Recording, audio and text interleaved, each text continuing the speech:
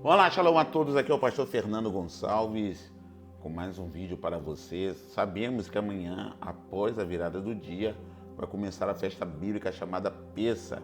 Então, por isso, após 7 anos, nós vamos refazer esse estudo.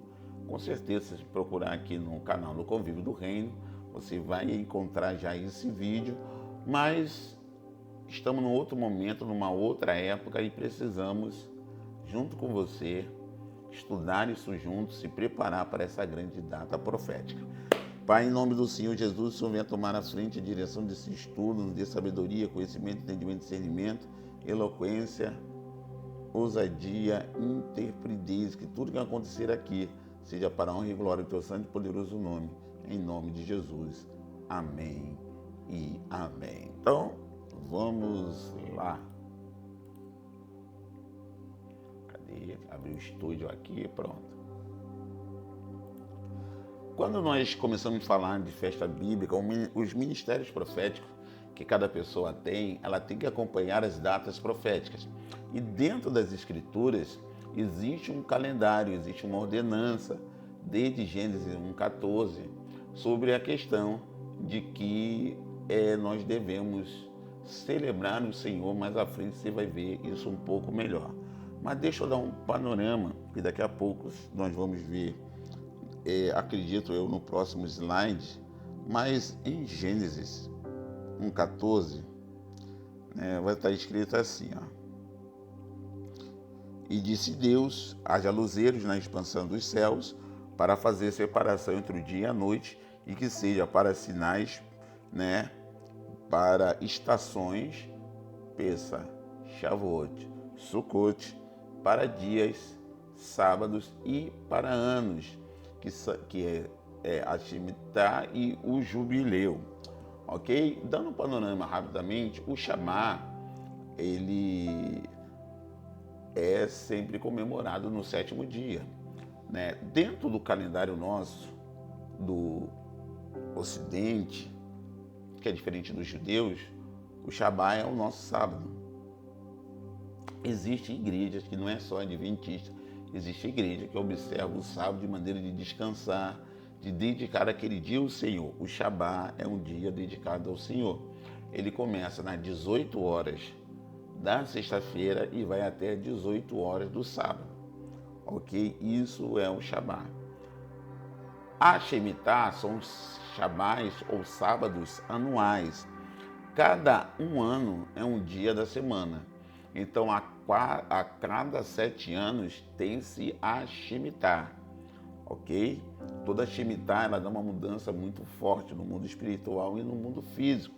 Em outro momento, nós teremos um estudo somente sobre as Shemitahs e o que vem acontecendo nas Shemitahs. A gente vai estudar sobre isso. O Jubileu são Shemitahs anuais, ou seja, uma Shemitah são 7 anos. Um Jubileu é 50 anos. Então, 7 vezes 7 dá 49. E o 50º ano é o Jubileu. No meu caso, eu vou estar completando um Jubileu. Eu faço dia 26 de julho e cai até no sábado. Que eu nasci no sábado, completo 50 no sábado e vamos viver muitos e muitos sábados ainda, até os 90, 95 anos, por aí vão estar aí dando glórias a Jesus, 120, tacando fogo na terra, sendo usado pelo Espírito Santo, ok? Então, sábados são dias, Shemitah são anos e jubileus são 7 Shemitahs com o próximo ano, que vai dar 50. E temos as 3 festas das estações, que são Pessa, Shavuot, Sukkot, Páscoa, Pentecoste e Tabernáculo. Só um pequeno panorama para você se ambientar. Então, como eu li, disse também Deus, haja luzeiros. Lembre-se que lá Deus primeiro criou a luz para depois criar os luzeiros, mas isso é papo para outro dia. Então, haja luzeiro no firmamento dos céus, para fazer separação entre dia e a noite, e sejam ele para sinais, para as estações, para dias e para anos, igual eu mostrei para vocês. Então vamos lá. Ó. Podemos ver que nosso Deus em Gênesis 1:14 estabelece os luminares no firmamento com um propósito. Notamos que ele é incisivo na ordem dada, sejam eles para sinais. Mas que sinais eram esses? O porquê desses sinais? E para que esses sinais? É uma pergunta que precisamos fazer quando lemos o texto. Toda vez que você lê um texto bíblico, você precisa perguntar: por que disso? Para que isso? Para você entender o que está sendo passado. Podemos começar analisando a função desses sinais. Podemos ver como tempo, como contagem de tempo, porque o tempo ele é muito importante. O tempo ele é a mais importante unidade de medida. Sem ele, o tempo, a história não poderia ser contada. Segundo os livros de física que estudamos ali pela 7ª série até o fim do ensino médio, o tempo ele é uma grandeza física presente não apenas no cotidiano, como também em todas as áreas e cadeias científicas. O tempo ele está em todos os lugares. O tempo ele existe para eternizar momentos. Por exemplo, uma foto que você tirou, aquele tempo está eternizado. Esse vídeo feito hoje, dia 10 de abril de 2025, já são 14 horas e 40 minutos. Então, esse momento está eternizado através da gravação por causa do tempo. Então, o tempo ele é uma grandeza física, tá? Que ele está presente em todos os momentos. Então, podemos analisar que o Eterno estabeleceu os luzeiros para a contagem de tempo. E essa contagem tem propósitos específicos dentro de toda a Escritura. Mas por que o Eterno quer contar tempo? Podemos começar a analisar um termo que aparece no versículo citado, onde estava a palavra para estação, que eu grifei bem, em vermelho, está na palavra moed ou moed. E essa palavra tem alguns significados importantes, como por exemplo, anota aí, tempos determinados. Moed, um lugar determinado, tempo determinado e tenda do encontro, tá? Então você já sabe que o Eterno, nosso Deus, ele marcou um encontro. Então podemos perceber que essa palavra tem a conotação de encontro, um encontro marcado em tempos determinados. Então, Deus que marca o encontro, ele tem o tempo determinado, o lugar determinado e o que vai ser oferecido sobre a mesa determinada por ele. Ok? Você pode ver a imagem ao lado, você acha essa imagem na internet, está aqui até o site, falando sobre os tempos determinados. Pensa que é o 14º dia, do mês de Nissan, e a festa do Pães Ázimos, que já é no outro dia, que são os próximos 6 dias. O primeiro dia, Pêssah, e os outros dias são a festa do Pães Ázimos, ou Ázimos, ok? Tá? E tem também, você vai ver ali a primícia, que é dia seguinte ao Shabá, que aí começa a contagem do Homer. Ano passado nós fizemos uma série de vídeos sobre isso e de repente esse ano eu vou fazer essa série de vídeos no Instagram, tá? Aí 50 dias depois nós temos Shavuot, Pentecoste, tá? Aí depois tem a questão das festas das trombetas, ok? Aí tem a festa da expiação e depois nós temos tabernáculos, que é Sukkot, ok? Então, são tempos determinados, A festa da expiação, no caso ali, vocês sabem que é o Yom Kippur, Trombetas, Yom Kippur, tabernáculos.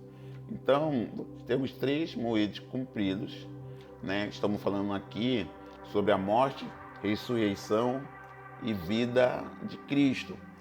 Para você entender melhor esse tempo determinado, você vê um montão de gente avisando aí que Jesus está voltando, vai vir que data, tal data. Eles se baseiam muito no calendário do Ocidente, mas tem um calendário bíblico. E essa imagem, ela tem muito a ver com os tempos. Mas fique tranquilo, mais à frente nós teremos vídeo explicando tudo isso. Então, em Levítico 23, anote aí, existe de maneira bem explícita sobre as ordenanças de Deus sobre as festas, tá? E a gente vai ver que Paulo também é explícito nisso em suas cartas. Então, abra sua Bíblia em Levítico 23, né? Shemot 23, leia todo com calma, anote, veja que todas as especificações das festas estão ali determinadas, ok? Vamos seguir. Então você vai ver que vai estar dividido nesses versículos: a festa do Senhor,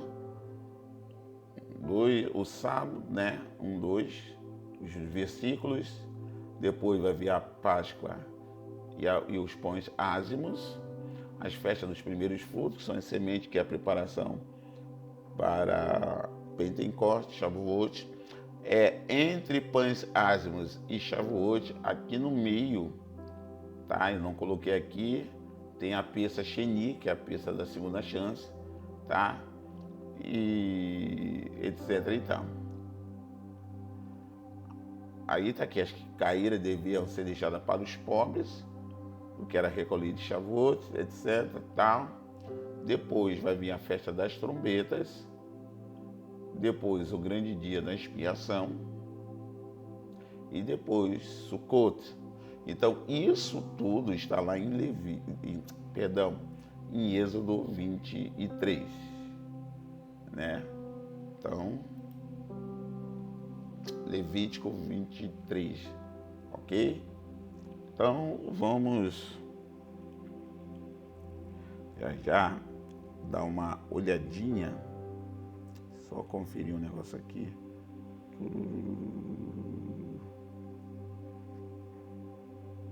Isso, é Levítico 23, ok? Então, lá em Levítico 23, como está aqui, você vai conferir todos esses versículos. Vamos lá. Procuravam Jesus e perguntavam uns outros estando no templo: que vos parece? Não virá ele à festa? João 11:56. O caráter simbólico visível em todas as instituições do Tana, ou Taná, né, que é o Antigo Testamento para nós, aparece também no arranjo do seu calendário festivo. Qualquer que seja a classificação dos festivais que venhamos adotar, uma característica geral será sempre notada. Inquestionavelmente, o número 7 assinala nas escrituras a medida sagrada do tempo. Então, as questões que envolvem o número 7, 7 dias, 7º mês, 7 semanas, 7 semanas de anos, etc. e tal, sempre tem a ver com o 7. O 7 ele tem uma gematria muito importante, assim como o 8. Nós não vamos ensinar isso nessa aula, mas se você quiser saber, você pode comentar nesse vídeo dizendo eu quero. Você curtindo e comentando, vamos ver quantos números chegando e vamos fazer uma gematria desses dois números, o 7 e o 8, para que você entenda. O sábado, por exemplo, é o 7º dia. A festa de Shavuot, Pentecostes, realiza-se 7 semanas depois do começo do ano eclesiástico. O 7º mês, é o mais sagrado de todos, não sendo o seu nascimento ou a sua lua nova, apenas consagrada ao Senhor como o cabeça dos outros meses, mas celebrada de modo especial como a festa das trombetas, enquanto 3 outros festivais ocorrem dentro desse período. Exemplo, o dia da expiação, a festa dos tabernáculos e o seu 8º dia, ok? Como o 7º é importante. Semelhantemente, cada 7º ano tem um ano sabático. Depois de 7 vezes 7 anos é um jubileu. Então o 7 ele é muito contado dentro dessas questões de tempo, de tempos proféticos. Você precisa entender melhor sobre o 7, ok? Nem isto é tudo. 7 dias do ano são considerados como festivos, uma vez que somente neles nenhuma obra servil. Ou seja, 7 dias dentro do calendário judaico são feriados relacionados às festas, a qual você não pode fazer nenhum tipo de trabalho, você tem que descansar, ou seja, comemorar. Entendeu? Então, nenhuma obra servil poderia ser feita. Ao passo que nos festivais chamados menores, nos Moed de Catom, isto é, nos dias seguintes ao primeiro dia da semana da Páscoa e da festa do tabernáculo, a diminuição da exigência ritualística e das restrições de trabalho denotam o seu caráter menos sagrado. Por exemplo, 14 de Nissan, Pessa, nenhuma obra servis. O primeiro dia, 15º dia, é o Moed de Catom, é uma festa menor, que no caso seria a festa do Pães Asmos, e ali você vai começando todo santo dia colocando uma pequena semente num cofre, para que em Shavuot, Pentecostes, você venha abençoar alguém com aquelas pequenas sementes, pode ser moeda, pode ser nota, e Deus vai te direcionar para você abençoar alguém. Então, como foi falado, Moed significa encontro, ou seja, foi o Eterno que marcou nessas datas fixas, tá? E para entender melhor, antes de explicar melhor o Shabá, vamos entender que na Torá existem 3 palavras que foram traduzidas como festa ou algo similar. São elas Moed, Mikra Kodesh e Hag. São essas 3 palavras. Moed. As festas são encontros fixados por Deus. Isso prova que esse encontro foi desejado mesmo por Deus. E segundo essa designação, as festas devem ser celebradas num período determinado, pois este é um período privilegiado. No número 2:3, que diz o seguinte: celebre os filhos de Israel a Páscoa ao seu tempo determinado, no dia 14 desse mês, que no caso era Nissan, pela tarde. No seu tempo determinado a celebrareis, segundo todos os seus estatutos e segundo todos os seus ritos a celebrareis. Lembrando, o cordeiro que foi morto, nosso Senhor e Salvador Jesus Cristo, foi morto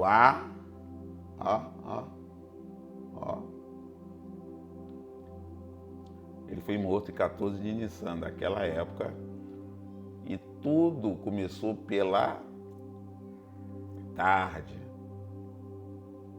Qualquer hora, irmão. Se você quer um estudo sobre o dia, a hora, a morte de Jesus, etc. e tal, comente aí embaixo. Comente aí embaixo. Kodesh Mikrav, Santa Convocação, né? Que seria o certo Mikrav Kodesh. Kodesh, ou Kodesh, sempre significa santa. Ruach HaKodesh, o Espírito do Santo, ou o Espírito Santo, como nós falamos. Kodesh Mikrav, Santa Convocação. Vamos lá. A raiz Kodesh, ou Kodesh, que exprime a santidade, tem em primeiro lugar um sentido de separação. Ela significa que a santidade só pode ser aplicada a algo que é diferenciado e personalizado. Por isso que santo, até no grego, significa separado.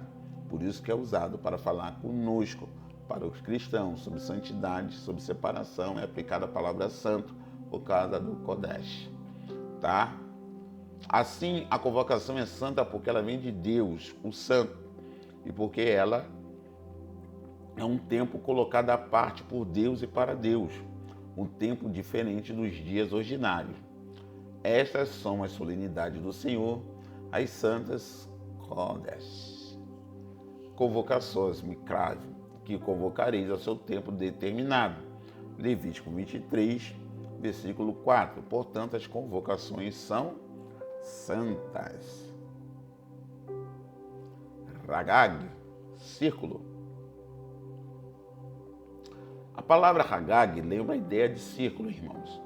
Esse termo é aplicado às 3 festas de peregrinação que se inscreve no ritmo cíclico da natureza, celebrando Pessa, Shavuot e Sukkot, Páscoa, Pentecostes e tendas. O homem assume de maneira lúcida o ritmo da natureza para afirmar a sua ordem.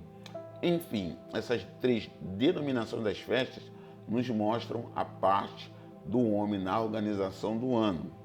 Porque está escrito, 3 vezes no ano me celebrarei festa, Ragag.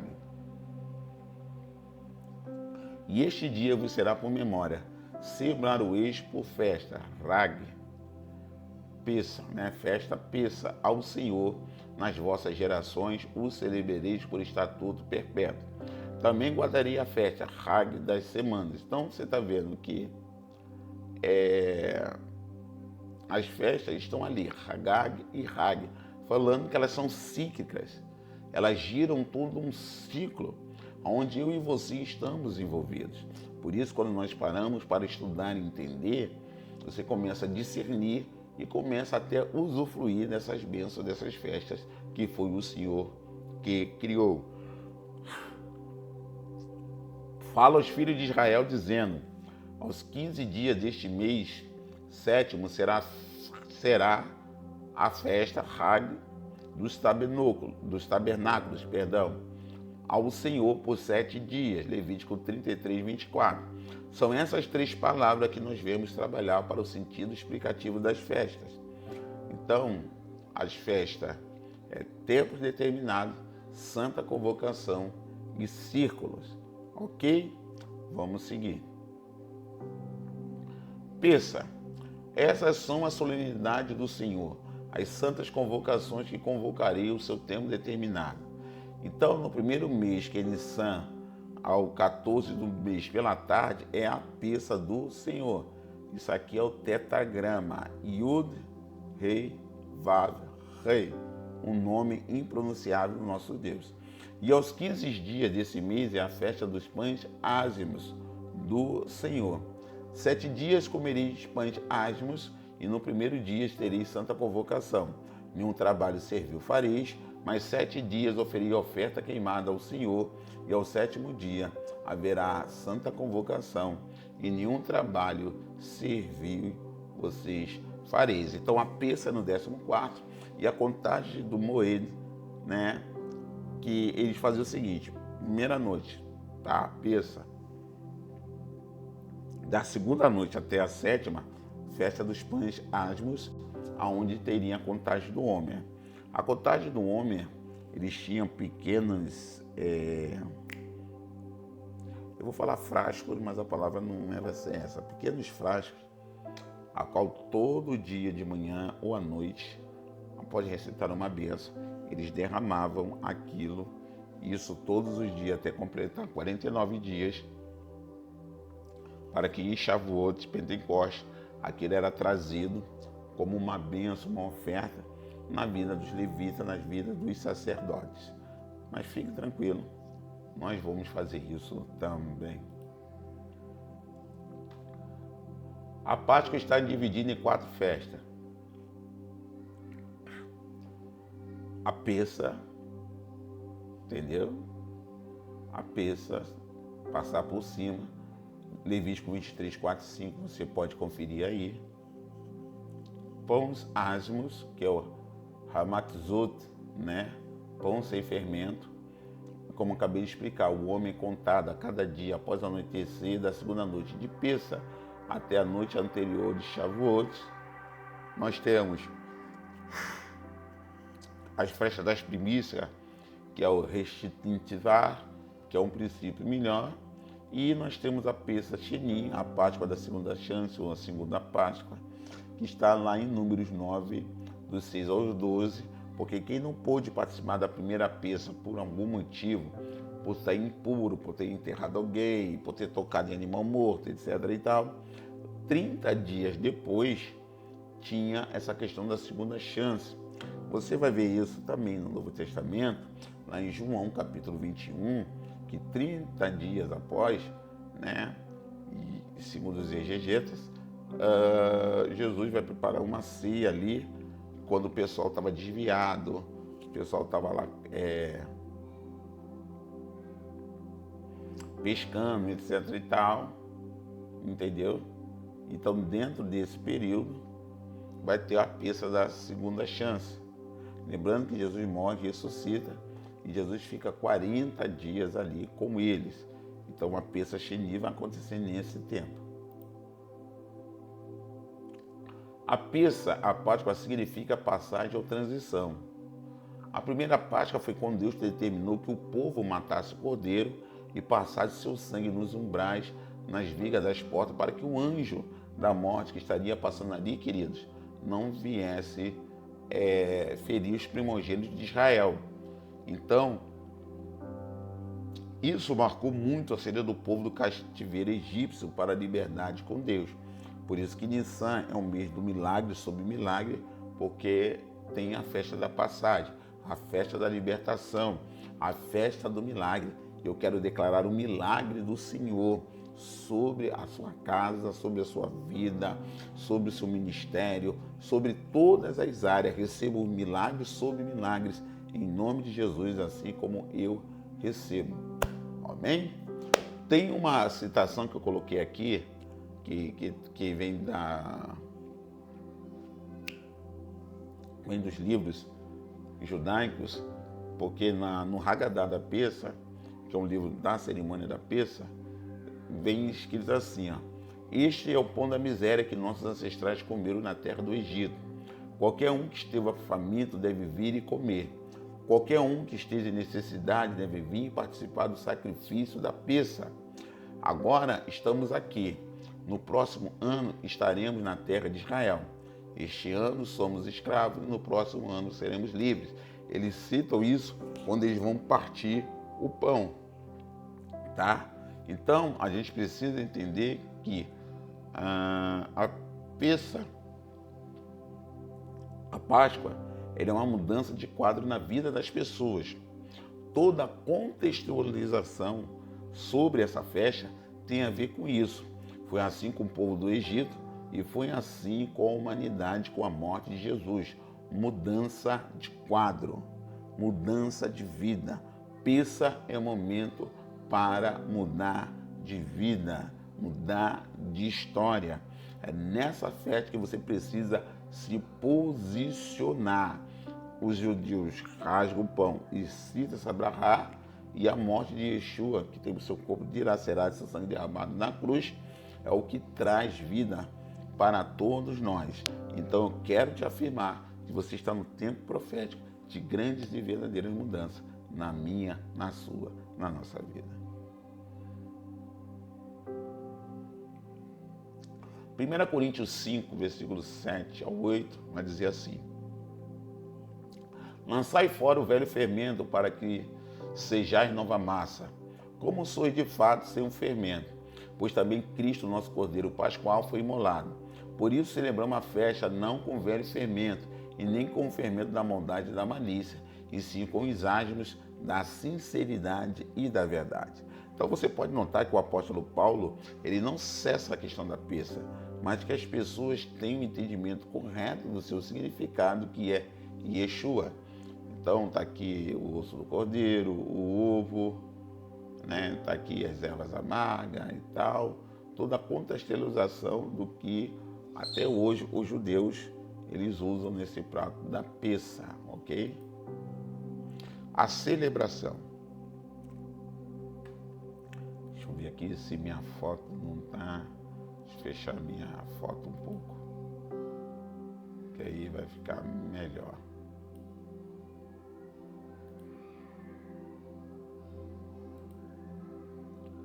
Abri uma tela aqui que eu não devia. Vamos lá. Celebração.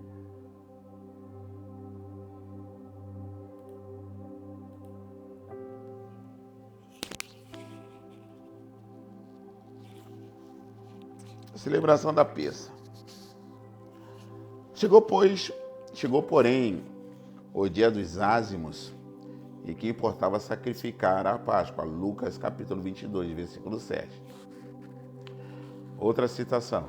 Este mês será o principal dos meses, será o principal mês do ano. Aos 10 desse mês, Cada um tomará para si um cordeiro segundo a casa de seus pais, um cordeiro para cada família, e o guardareis até o 14º dia desse mês, e todo o ajuntamento da congregação de Israel imolará no crepúsculo da tarde. Fechou? Mais uma citação, Levítico 23, 5 e 6. No mês primeiro, ao 14 desse mês, no crepúsculo à tarde, a Páscoa do Senhor, e aos 15 dias deste mês, a festa dos pães asmos do Senhor. 7 dias comerei pães asmos. Mais uma, Ezequiel 45, 21. Vamos lá? No primeiro mês, no dia 14 do mês, tereis a peça, uma festa de 7 dias, pão asmo se comerá. Tá? Agora já fizemos Antigo Testamento, Novo Testamento. Agora nós vamos usar a literatura de Flávio Joséfo. E isso aconteceu no tempo que a festa dos pães asmos era celebrada, que nós chamamos de Páscoa. Nós guardamos uma festa por 8 dias, que é chamada a festa dos pães asmos.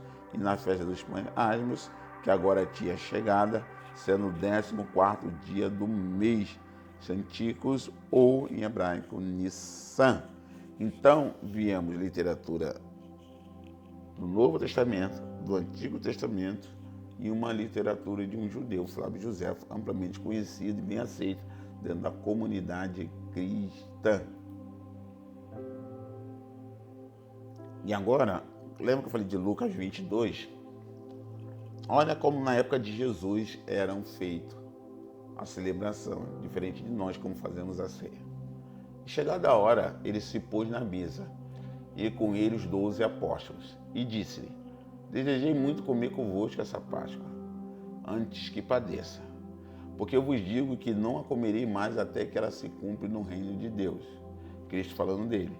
E tomando o cálice, havendo dado graça, disse: tomai-o e reparti-o entre vós. Entre vós, porque vos digo que já não beberei do fruto da vide até que venha o reino de Deus. Então ele tomou um cálice, correto? Fechou. E tomando o pão e havendo dado graça, partiu e deu-lhe dizendo: isto é, meu corpo, que por vós é dado, fazei isto em memória de mim. E semelhantemente tomou o cálice depois da ceia. Tomou o cálice depois de que? Da ceia. Ceia, vinho e pão. E tem mais um cálice. Geralmente na ceia ou Santa Ceia, como alguns dizem, nós só fazemos isso daqui, né? Na real, nós fazemos isso daqui. Primeiro comemos o pão, depois tomamos o cálice. Mas só que na época do Cristo havia um cálice antes do pão. Vamos tentar compreender melhor isso daqui, mas foca no texto. Cálice, pão, cálice. Nós fazemos isso quando tomamos ceia. Somente o pão e o cálice. Que cálice é esse?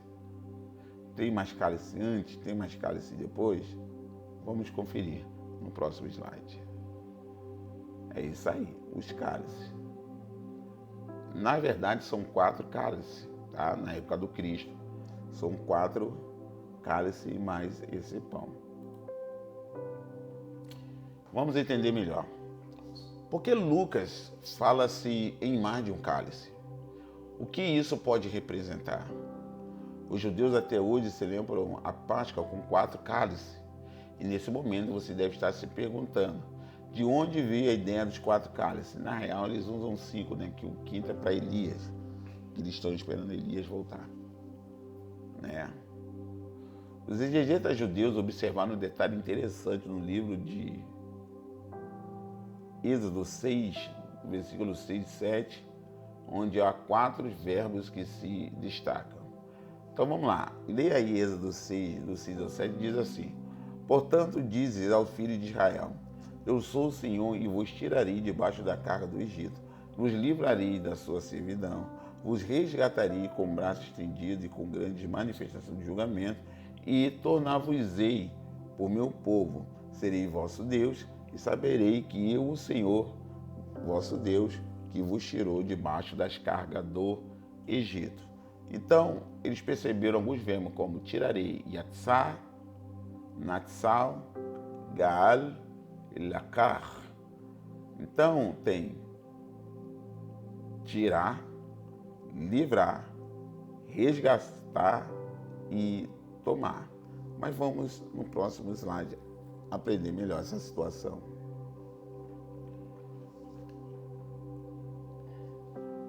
Essa questão do cálice tem uma grande importância na cerimônia e também, de uma maneira profética, falar sobre os atos do Eterno na história da igreja. Porque Paulo vai dizer, porque eu recebi do Senhor que também vos ensinei, que o Senhor Jesus, na noite em que foi traído, tomou um pão e, tendo dado graça, partiu e disse, tomai e comei, isto é meu corpo que é partido por vós. Fazei isso em memória de mim. Semelhantemente também, depois de ceiar, tomou o cálice, dizendo, este cálice é o Novo Testamento no meu sangue. Fazei isso todas as vezes que bebedes em memória de mim. Tá?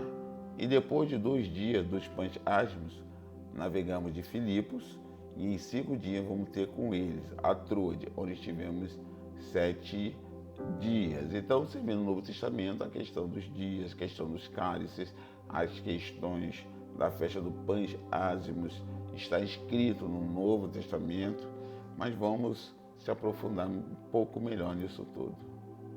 Entendeu? O que eu quero dizer? Os cálices vai mostrar isso. Por exemplo, o primeiro cálice é tirar, o segundo é livrar. Aí aqui, depois do segundo, tem a cerimônia do pão. Aí o pão é rasgado e tem mais esse cálice, o resgatarei. E depois tem um último cálice que é o tomar-vos-ei. Então, tirar e tomar são as ações de nosso Deus. Ok? São as ações de nosso Deus. Deus tirou o povo com mão forte do Egito e é Deus, através de Cristo, que vai nos tomar com mão forte. Ok? Livrar e resgatar já é com nosso Senhor e Salvador Jesus Cristo. Vamos lá. Então, no texto de Lucas, não fala nem do tirar e nem do tomar, mas fala do livrar, que foi através de Jesus que o povo foi livre do Egito, foram livres da sua servidão, e através de Jesus é que o povo vai ser resgatado. Só que aqui no Novo Testamento vai falar de tomar o pão e vai falar e tendo graça, né? Porque eu recebi do Senhor, que também vos ensinei, que o Senhor Jesus, na noite que foi traído, tomou o pão, rasgou o pão. E depois, semelhantemente, também depois de ceiar, como aqui, ó, que aqui eu repeti, né?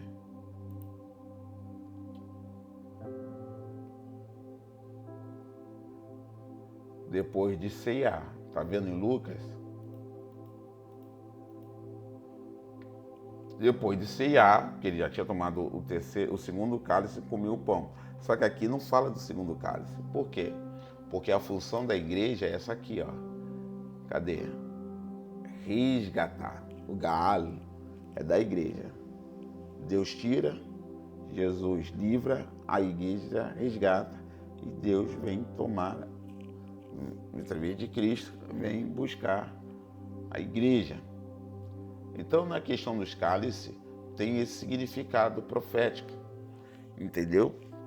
Dos 4 cálices tem esse significado profético para que você venha desfrutar de tudo aquilo que o Senhor, nosso Deus, Ele tem para mim e Ele tem para você. Não sei se eu vou conseguir mostrar uma imagem aqui.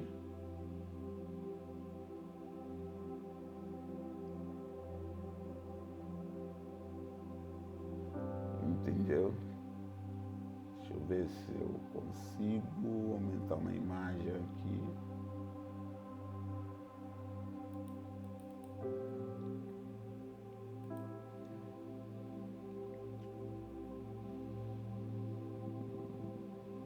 Só um minutinho, vamos ver se eu consigo.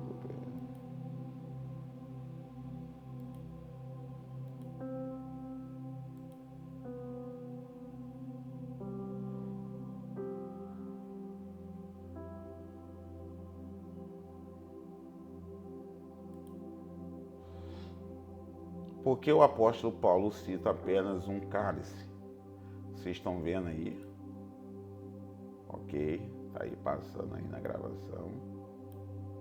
Tá aí. Então lembra que a gente falou? Tirar. Segundo o cálice, salvar. Livrar é salvar. Quem é que salva? Jesus. Quem é que resgata? Jesus. Então o pão que é após esse cálice aqui, é rasgado o pão e é tomado esse cálice. Então, quando, semelhantemente, depois de Cear tomou o cálice, dizendo, este cálice é a nova aliança, ou o novo testamento no meu sangue, fazer isso todas as vezes que beber de memória de mim, aqui ele está citando a igreja, o dever de nós como igreja, nós somos esse terceiro cálice, é de resgatar as pessoas por meio de nosso Senhor e Salvador Jesus Cristo. Amém? Maravilha até aí? Todos entenderam?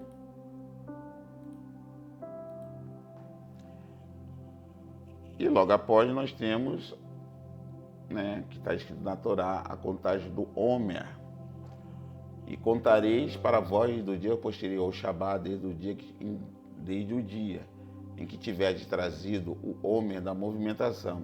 7 semanas completas serão, até o dia seguinte da semana contareis 50 dias.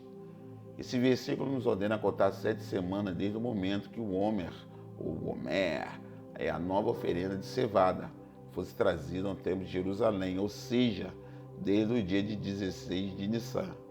Começamos a nossa contagem na segunda noite de Pissa, na noite do segundo Seder, fora da terra de Israel, para o povo da diáspora. E continuando a série, noite após noite, até Shavuot, que é o 50º dia desde a oferenda. Na realidade, só contamos 49 dias, pois, segundo a tradição dos nossos sábios, neste caso específico, 50 significa até o 50º dia, tá? Há uma literatura judaica, que eles afirmam que o povo chegou ao 49º grau, de sabedoria, porque Deus os guiou. Mas no Egito o povo se contaminou tanto que ele chegou ao 49º grau de impureza. E por isso eles precisavam serem purificados para receber a Torá. Então, da contagem da Pessa, do segundo dia da Pessa, até Shavuot, é contado 49 dias de você estar semeando para que vocês possam estar limpos para receber em Shavuot a Torá. Ok? Então, vamos terminar esse vídeo aqui. E depois, na contagem do homem, nós iremos fazer tudo explicadinho. Maravilha? O que você achou do vídeo? Deixe a sua opinião, ok? Deixe a sua opinião, porque nós queremos entender, entender o que você achou desse vídeo. Curta, comente, compartilhe. Qualquer dúvida, nós estamos aqui. Shalom, até a próxima. Em nome de Jesus.